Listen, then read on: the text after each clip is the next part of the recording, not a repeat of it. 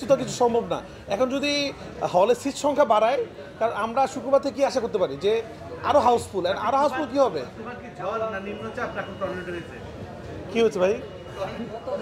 তুফান তুফান হয়েছে আসলে। তুফান তুফানই হতে চেয়েছে, ওই যে ডায়লগই তো আছে, তুফান তুফানই হতে চেয়েছে। তুফান কি হয়েছে এটা দর্শক জবাব দিয়ে দিচ্ছে। আসলে আমাদের সবচেয়ে বড় জবাব আমাদের কাজ। আমরা আসলে দিন শেষে সিনেমার কিন্তু জবাবটা কাজই দর্শকই দেয়। আসলে সিনেমার জবাবটা আসলে এখানে বসে ইন্টারভিউ দেওয়া কিছু নাই। সিনেমার জবাবটা হচ্ছে আপনাদের পিছনে যে হলগুলো চলছে আপনারা দেখবেন, হল 1, হল 2, হল 3, হল 5, হল 6 সব হলে তুফান। একটা ডিরেক্টর হিসাবে, একজন প্রডিউসার হিসাবে এর থেকে প্রাউড ফিল করার কিছু নাই যে একটা সিনেপ্লেক্স এতগুলো স্ক্রিন, সবগুলো স্ক্রিনে তুফান চলতেছে এবং সবাই আমাদের দর্শক। এবং সামনের শোটা আমাদের লায়নেও সেম দেখলাম, যমুনাতেও সেম। তো এর থেকে গর্ব করা কি আছে? এবং সিনেপ্লেক্স বাদেও সিঙ্গেল স্ক্রিনগুলোতেও সেম। এবং অনেক দিন পর একটা সিনেমা আসছে, যে সিনেমা একই সাথে একটা পাইলটও দেখছে, একটা রিক্সাওয়ালাও দেখছে এবং সবাই একসাথেই খুশি হচ্ছে।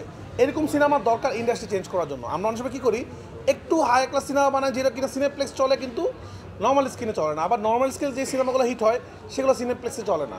তো তুফান এমন একটা ছবি, ম্যাসকেও কানেক্ট করছে এবং যারা কিনা একটু ডিফারেন্ট ছবি দেখে তাদেরকে কানেক্ট করছে। তো আমার মনে হয় এই ধরনের ছবি যত বেশি হবে ইন্ডাস্ট্রির জন্য তত ভালো হবে। আসলে ধন্যবাদ, আরও উত্তর দিব না, আমরা টায়ার হয়ে গেছে ভাই।